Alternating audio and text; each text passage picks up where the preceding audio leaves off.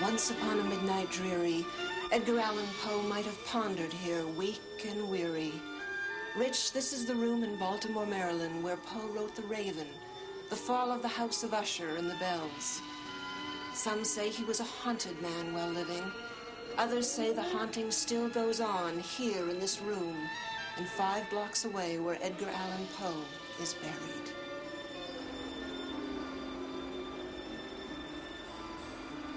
According to legend, the ghost of Poe roams among these tombstones outside Westminster Church. On a moonlit night, the poet's phantom has been reported flitting from grave to grave, as if it were searching for something or someone.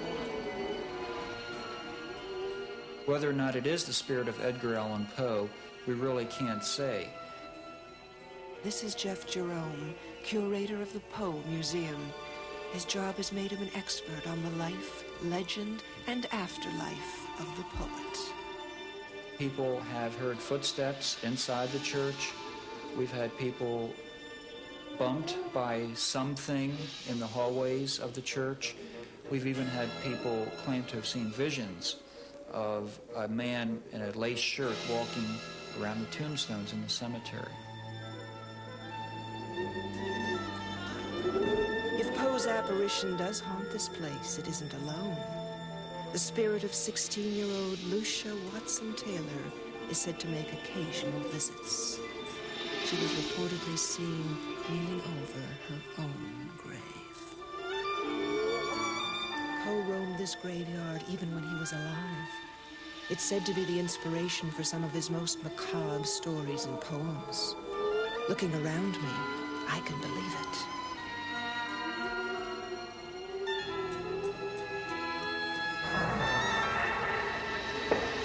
But it's in the crypts beneath the church that Poe found the real horrors he wrote about.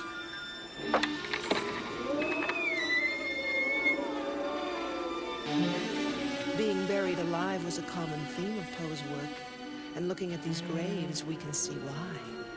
Some have built-in air spaces just in case the doctor made a mistake.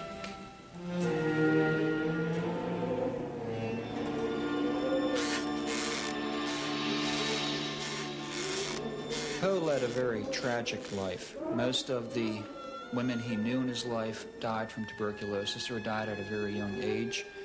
Most of the stories he published, he didn't get anything for that, no money whatsoever. So he was always getting rejection. He was always being ripped off by publishers. And he never had a very satisfying relationship with a woman. Jeff Jerome says every year on Edgar Allan Poe's birthday, January 19th, a half bottle of expensive brandy and a bouquet of flowers are left by the tombstone. No one knows who leaves them or how. It's very difficult to enter the graveyard after hours unless you can walk through walls. I don't really believe in ghosts, but just in case, these are for you, Mr. Poe. Because Mary L. Sweezy, you asked for it.